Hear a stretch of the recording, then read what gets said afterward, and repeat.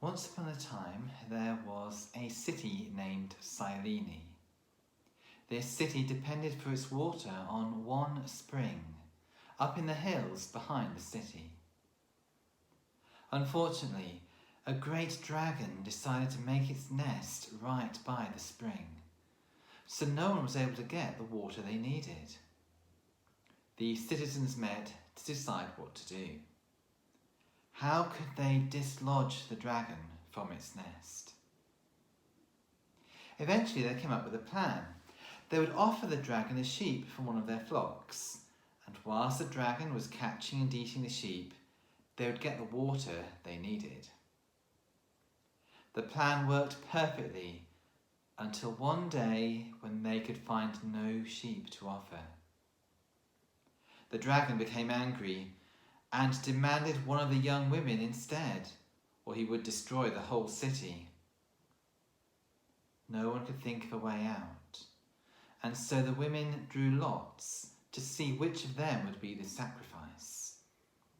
And the lot fell on the daughter of the king.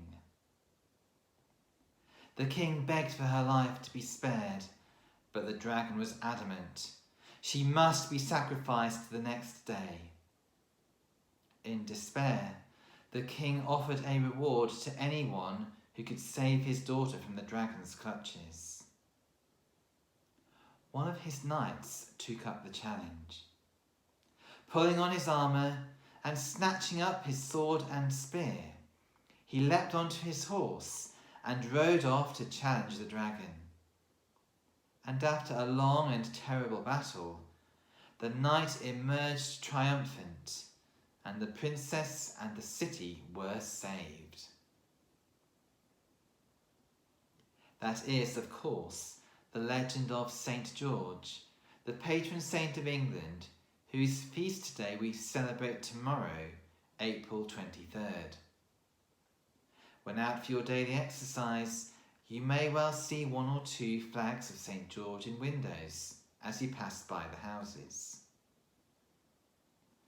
Not as well known is the true story of the real-life St. George.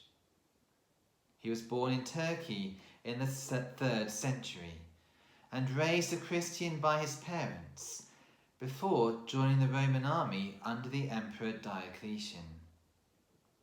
And, just as in the legendary story, he too became a valiant soldier, earning the respect of his colleagues and even the emperor, rising to the rank of general. Diocletian, though, like many Roman emperors, was opposed to Christianity. George showed his courage in speaking out against the cruelty that was being inflicted on Christians. His position in the army kept him safe for a time, but only for a time. There came a day when the emperor decided that all soldiers who were Christians must renounce their faith. George, like many Christians of his day, refused to do so, saying, "I am a Christian, and above the emperor I have Christ." Diocletian did not want to lose one of his best soldiers, so tried to convince George to do what he'd asked, but to no avail.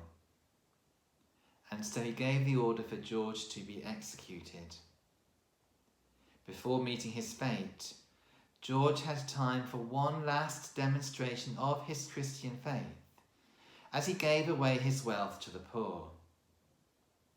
He then prepared himself for his martyrdom, which came in the year 303. Both the legend and the reality show St. George's courage. Courage to stand up to more powerful enemies in the name of Christ and of what is right. As we remember his feast day tomorrow, his life reminds us that we too have a choice to make when we see things that are not right. We can leave the fight to someone else, or we can make that stand in the name of Christ. The flag of St. George is a powerful symbol because, of course, it has the cross at the centre. The cross, which reminds us that St. George modelled his life on Christ, who also did all he could to put right what was wrong, even to the point of laying down his life. The similarities with the heroes in our nation, NHS staff, care workers, shop staff and others, at the moment that similarity is obvious. May St. George inspire us to be like Christ and do what is right, no matter what the personal risk might be. In the name of the Father, and of the Son, and of the Holy Spirit. Amen.